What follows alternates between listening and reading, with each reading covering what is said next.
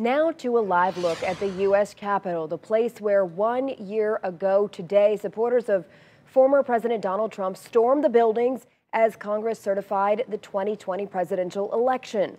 The Capitol Police couldn't hold back the group as they pushed their way into the building, forcing Congress members and then Vice President Mike Pence to flee to safety. Today, President Joe Biden delivered a sharp rebuke of the former president and the false information he spread that led to that violent day. The former President of the United States of America has created and spread a web of lies about the 2020 election.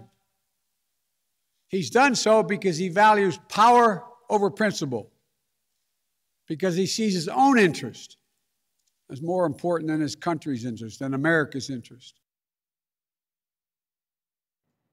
Well, Donald Trump offered this statement in reaction to the president's speech, writing in part, "This political theater is all just a distraction for the fact that Biden has completely and totally failed."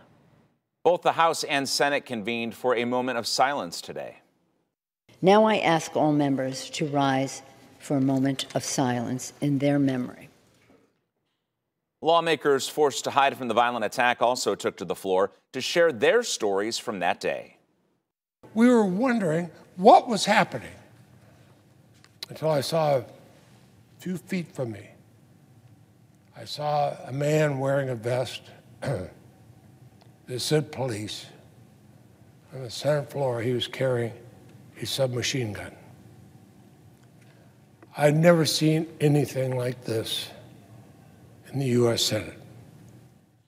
Republican lawmakers, including those who condemned the violence a year ago, absent from the memorial ceremonies today, except Liz Cheney, co-chair of the House committee investigating January 6th. 38 people from Ohio have been charged in the federal criminal investigation of the Capitol riot. Court records show about 6 of those defendants reached plea agreements with prosecutors. What happened on January 6, 2021 set in motion a string of events that changed not just the national political landscape, but also the local one. Tonight, News 5's John Kasich takes a closer look at that.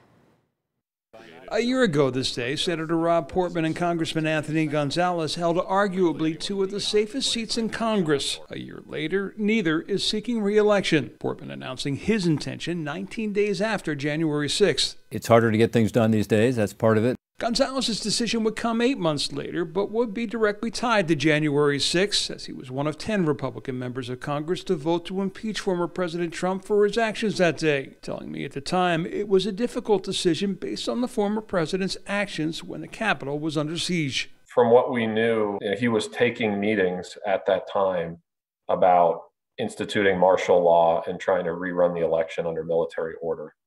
That's the sort of thing that happens in third world countries. That's not the United States of America.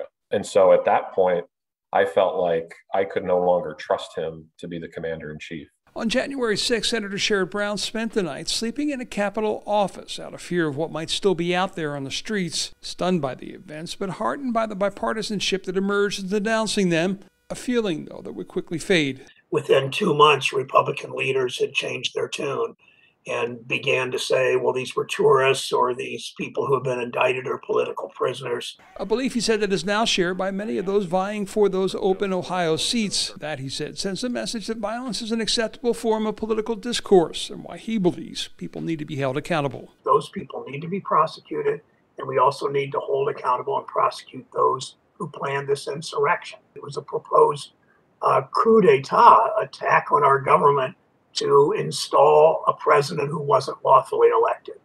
Now, of Ohio's Republican congressional delegation, only Senator Rob Portman and Congressman Dave Joyce tweeting out statements today condemning the attacks, both calling January 6 a stain on our nation's history, our nation's democracy. John Kasich, News 5.